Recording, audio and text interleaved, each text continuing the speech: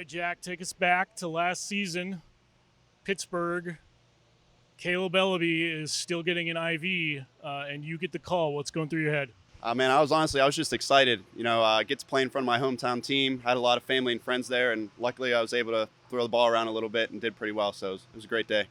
Getting a majority of the starters reps here in camp so far, how does it feel? And then also with the new offense. Yeah, feels good. Personally, I think this offense fits me pretty well compared to last year's offense. And, I may be getting the first team reps now, but every day is a competition. So I just got to keep doing what I'm doing and see where we end up.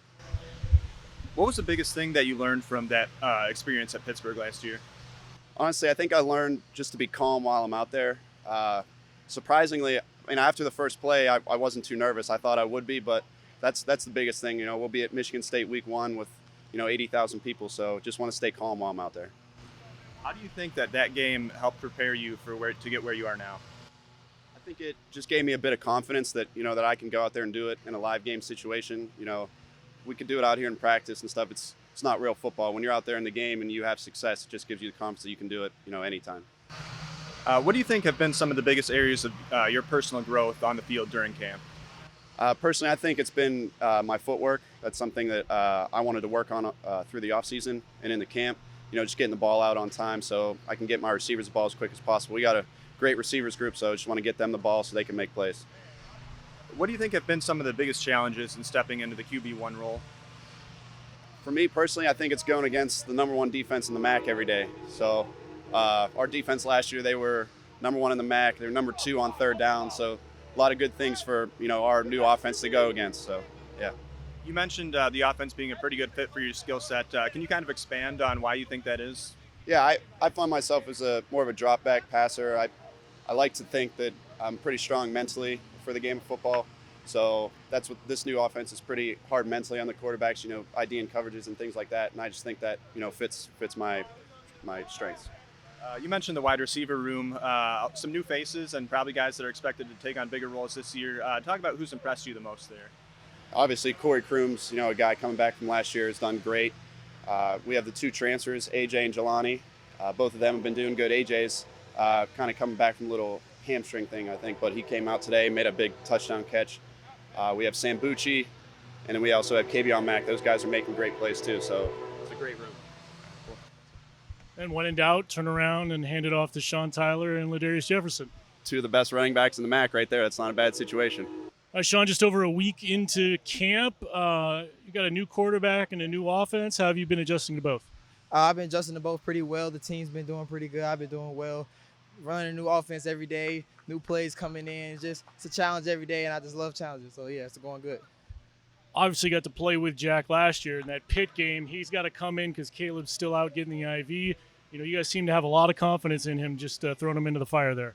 Yeah, we do have a lot of confidence in Jack. Jack is a competitor from day one since he came in as a freshman. Always been cool, calm, and collected, and I always loved situations of pressures, and he's been performing well in those situations of pressure. So, yeah. Pretty dynamic backfield between your speed, Ladarius's power. Do you guys have a nickname for the 2 of you, or even if you throw Zahir in there? Well, honestly, we haven't came up with a nickname yet, but Thunder and Lightning, that's basically what it is.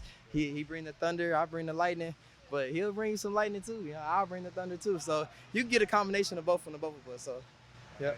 And how much does it help your game to have a guy like Ladarius that you can split carries with? It helps my game a lot. Not only does it say we save each other's bodies splitting carries, but it's things that he knows, it's things that I know. He teaches me how to use my body in more of a physical way because he's a bigger guy, and I teach him more of the speed stuff, catching the ball, things of that nature. So we always go back and forth and just helping each other out. How much do you think Zahir will factor in the running game this year? Zahir is definitely going to be involved in the running game here and there, but I think predominantly it's going to be just me and LJ this year, but he's going to be in there for sure. All right. And from a running back's perspective, how would you say that the offense you're running now under Coach Thorne is a little bit different from what you guys were running last year? The ways that is different, I would say that we definitely have more variations of the run game involved, a lot of more gap scheme, pin and pull, things of that nature. I don't want to spill too many secrets, but yeah, we definitely add some more elements to the game that keeps the defense guessing, so you never know where we're going. Always got the offensive line moving, running, getting me out in space, so yeah. There's a couple of spots open on that offensive line in front of you. Have you seen that competition play out so far? The offensive line competition is playing out well. It's pretty even competition. We're just seeing where everybody fits out. Older guys, some guys are hurt. So we're just seeing like everything fits out going down the line of camp. But in the next few weeks, we should definitely have our depth chart set. Offensive coordinator, Coach Thorne. Coach, it's been about a week and a half into team camp. How have you seen your offense grow and develop so far? Well, I think the first word you said right there is really where we're at. We're growing every day. You know, we've installed a new offense. We're eight practices in now, and pretty much everything is in. So it's just a matter of getting the number of reps that we need to perfect, you know, our technique, our craft, and make sure we're lining up the right way and assignment sound. So we're making a lot of progress. We're not nearly where we need to be right now. Earlier this week, Tim mentioned that this offense has roots that trace back to Western during the Greg Jennings, Tony Scheffler era. Can you talk about the origin of this offense and how Western kind of plays into it, if at all? Yeah, I mean, how we line up. You know, back where I was before at North Central, we had a great player back in the 2004-2005 time horizon, and we were having trouble moving him around and finding the way to most efficiently do that. And as you all know, Tim and I go back 30 years, and you know, we collaborate. We always did, and certainly still do now more than ever. But we talked about how they called their formations to get Greg Jennings into positions where you could create matchups. And so that's a big part of it. A lot of things they did offensively back then. There's you see some of it in our system today. How would you say the players have been picking up this new scheme? I think really well, because it's a lot. You know, a lot changed for them, and I'm grateful for the way they've handled it. The work ethic here is second to none. I noticed that right away when I got here. There's just really, really good people.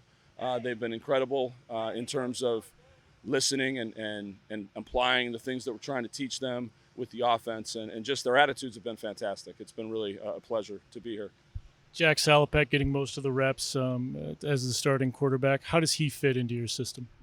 Yeah, you know, he and Marion and Trayson Bourget from out in Arizona have all really done a good job of learning the system. Jack is a little bit ahead right now.